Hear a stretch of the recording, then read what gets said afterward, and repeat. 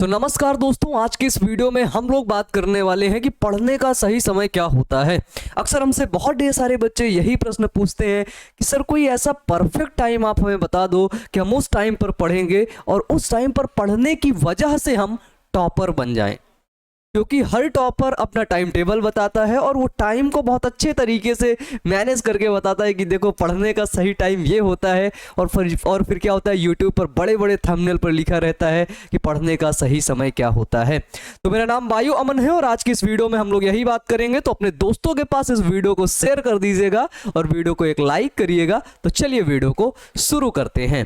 सबसे पहले अगर हम बात करें कि पढ़ने का सही समय क्या होता है, तो हम आपको एक बात बता दें कि पढ़ने वाला बच्चा कभी ये नहीं पूछता है कि पढ़ने का सही समय क्या होता है, बट सही समय होता है ना। ऐसा नहीं है कि सही समय होता ही नहीं है। तो पढ़ने का सही समय देखो कब होता है, जैसे साइंटिफिक तरीका अगर आप देखें, ठीक है, जो वैज्ञानिक लोगों ने खोज करके रखा है, वैज्ञानिक लोग बताते हैं कि वो जो सुबह 4 बजे उठना है, ठीक है, सुबह 4 बजे से 7 बजे तक का टाइम पढ़ने का सही समय होता है। ठीक है, ये साइंटिफिक वो है, आपके साइंटिफिक थ्योरी है जिसकी वजह से ये बताया जाता है। ठीक है, लेकिन क्या ये सही है?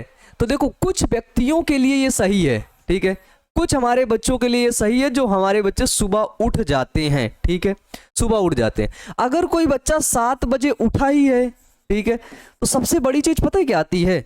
जब कोई बच्चा 7 बजे उठता है ना, तो घर वाले उसको इतना प्रताड़ित कर देते हैं कि तू 7 बजे उठा है, तू जीवन में कुछ नहीं कर पाएगा।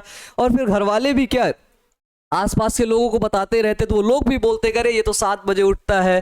अब फिर क्या होता है, आपकी ब्रेन भी कुछ केमिकल्स रिलीज करता है और आपकी ब्रेन से कुछ सिग्नल्स आते हैं, यार तुम तो 7 बजे उठे हो, तुम तो फेलियर हो, तुम तो लूजर हो, तुम तो कुछ नहीं कर पाओगे। फिर उसी से डीमोटिवेशन, एंजाइटी, डिप्रेशन इत्यादि सारी चीजें बनी रहती हैं। लेकिन इसको हमें देखो हटाना है भाई। तुम 7 बजे उठे हो तो तुम्हें एक चीज करनी ना, कुछ चीजें रहती हैं जीवन में मान लेनी होती हैं। ठीक है, तो इसको तुम मान लो कि मैं 7 बजे उठा हूं।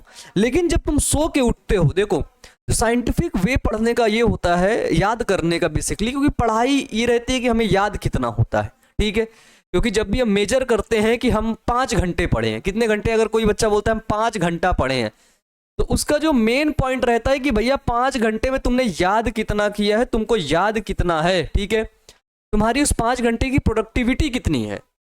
ठीक है, कि 5 घंटे में तुम सिर्फ 2 ही पेज पढ़े हो तो तुम बिल्कुल, है ना, पागल आदमी हो, कोई मतलब नहीं है 2 पेज पढ़ने का 5 घंटे में। ठीक है, या फिर 5 घंटे में तुम 10 पेज पढ़े हो और 10 पेज में लगभग 8 पेज तुम्हें याद हैं। ठीक है, तुमने समझ समझ के पढ़ी है। तो सबसे बड़ी चीज होती है बच्चों की, सबका प्रोडक्टिव जो टाइम होता है वो सबका अलग अलग होता है। वो चाहे आपका हो, वो चाहे मेरा हो। कुछ बच्चों का 4 से 7 हो सकता है, लेकिन सबका नहीं हो सकता है, ये चीज ध्यान रखना। ठीक है, अगर आप, कुछ बच्चे होते हैं कि उनको रात में पढ़ने में बहुत अच्छा लगता है भाई, और रात में जब वो पढ़ते हैं तो उनको बहुत ढेर सारी चीजें याद रहती हैं। ठीक है, और कुछ बच्चे रहते हैं जो दिन में पढ़ते हैं तो सारी चीजें याद रहती हैं। क्योंकि पढ़ने के बाद जो हमें प्रोडक्ट मिलता है, ठीक है, वो क्या है, वो यही तो है कि हमने सीखा क्या, हमको याद कितना है, हम जानते कितना जो किन किन चीजों के बारे में है, यही चीजें तो होती है ना।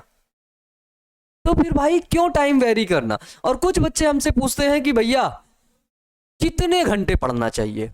तो एक चीज याद रखना कि जो पढ़ने वाला बालक होता है ना, वो कभी ये क्वेश्चन नहीं पूछता है, क्योंकि जब उसे पढ़ाई अच्छी लगने लगती है ना, तो उसको मना करना पड़ता है कि बच्चे अब कल पढ़ लेना, है ना, आज ही मत सारी किताब खत्म कर देना, कल पढ़ लेना। ठीक है, तो कभी भी ये सवाल किसी से मत पूछना कि भैया कितने घंटे पढ़ना चाहिए। भाई इतनी बेहतरीन चीज है, इतनी शानदार चीज है पढ़ाई, इसको आसान बनाओ ना, इसको आनंदित भाव से लो ना, बिल्कुल पढ़ने में मजा आ जाए, तब पढ़ो ना, मजा आएगा। इसके बाद आता है सबसे बड़ी चीज, जो सबसे बड़ा हमारे बच्चे इसका सामना करते हैं कि पढ़ाई करते समय किन बातों का ध्यान रखना चाहिए। तो देखो सबसे बड़ी बात आती है कि जब भी बच्चे पढ़ने के लिए बैठते तो उन्हें नींद आती है। सही बोल रहा हूं कि नहीं? यस या नो कमेंट बॉक्स में बताना कि यस भैया सही बोलो। पहली चीज आती है बच्चे नींद की समस्या। ठीक है, बहुत ढेर सारी नींद आती है। तो जब तुम्हें नींद आए ना, तो उस समय सो लिया करो। ज्यादा तनाव लेने की जरूरत नहीं है कि भाई तुम तनाव में आ जाओ कि नहीं सोना ही नहीं है, आराम से सो लो, कोई दिक्कत का विषय नहीं है। लेकिन जब तुम सोने के बाद जब तुम उठते हो ना, उसके बाद फिर अपनी बुक लेकर बैठ जाओ। उसके बाद तुम जो सिलेबस पढ़ रहे थे, ठीक है, जो टॉपिक पढ़ रहे थे, जो चीज़ तुम समझ रहे थे, जो चीज़ तुम याद कर रहे थे, उस चीज़ को फिर से रिकॉल करो, फिर से उसी चीज़ को पढ़ना है। फिर दूसरा चीज़ नहीं पढ़ना है कि तुम दूसरा चीज़ उठा करके फिर से पढ़ने लगे, नहीं, उसी को पढ़ना है जो चीज़ तुम ले करके सोए हो, ठीक है। और ध्यान में बना के रखना है कि भाई अभी मैं सो रहा हूँ लेकिन जब उठूंगा तो इसी चीज़ को पढ़ूंगा, पहली चीज़, ठीक है। दूसरी चीज ये आती है कि जब जब हमें नींद आने लगती है तो क्या होती है, कभी कभी बहुत तेज नींद होती है और कभी कभी कुछ हल्की ही नींद होती है, हमें पता ही नहीं होता है और हम ऐसे ही बैठे रहते हैं, अचानक से सो जाते हैं। तो उस समय क्या करना है, थोड़ा सा वो जो किताब होती है ना, बुक होती है ना, उसको टहल टहल के पढ़ लिया करो ना यार, क्योंकि टहलना ही भी बहुत ज़्यादा जरूरी होता है। और सबसे बड़ी बात स्टूडेंट्स के लिए ये होती है कि वो जो प्रॉपर तरीके से वो जो सांस लेते हैं ना, वो सांस नहीं लेते हैं। तो जब भी तुम्हें नींद आए ना, जब भी तुम्हें लगे ऐसा कि भाई मुझे नींद आ रही है अब, बट मुझे सोना नहीं है, अभी मुझे जागना है, तो तुम सांस को तेजी तेजी से लिया करो, ठीक है। क्योंकि बायोलॉजी में हम लोग पढ़ते हैं सर्कुलेटरी सिस्टम, और वहाँ भी हम एक चीज़ के बारे में जानते हैं कि जब हम तेजी से सांस लेते हैं तो ऑक्सीजन ज़्यादा अंदर जाती है, तो ऑक्सीजनेटेड ब्लड हमारे बॉडी में ज़्यादा हो जाता है, जिसकी वजह से हमारी सेल को क्या मिलती है, एनर्जी मिलती है। तो जब तुम ज़्यादा तेज से सांस लेते हो तो तुम ज़्यादा एक्टिव होते हो, ठीक है। तो अगर तुम्हें पढ़ते समय कभी भी नींद आया करे तो ज़्यादा तेज से सांस ले लिया करो, कोई समस्या वाली बात नहीं है। बहुत तेज नींद आए तो सो जाया करो, कोई बात नहीं।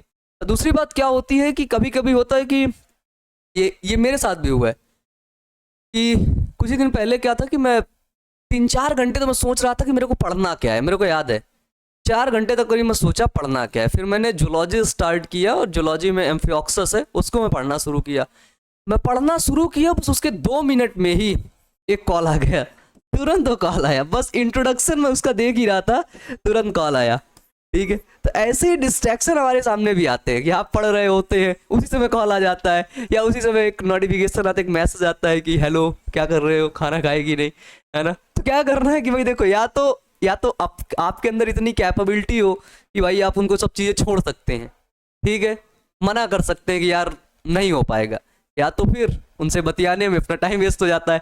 तो यहाँ पर 2 चीज़ें होती है। सबसे पहली चीज़ होती है टाइम वेस्ट, ठीक है, क्योंकि वो कॉल आया उस समय, जब मुझे कॉल आया था तो मैंने पहले उसका कॉल कट कर दिया, ठीक है।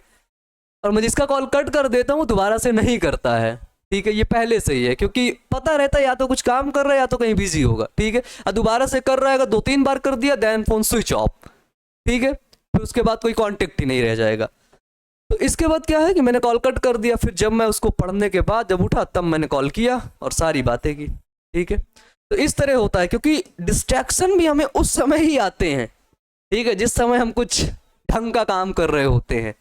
तो इसलिए करना क्या है कि थोड़े से डिस्ट्रैक्शन को अवॉइड करना है अभी के समय में, ठीक है, क्योंकि अभी के समय में अगर तुम डिस्ट्रैक्शन अवॉइड कर दोगे तो आगे जीवन जो होगा वो बेहतर हो जाएगा, ठीक है। और अगर अभी के डिस्ट्रैक्शन में तुम इसी तरह से फंसे रहोगे तो यकीनन आगे आने वाला जीवन अच्छा नहीं होगा, भविष्य बेहतर नहीं होगा, ठीक है।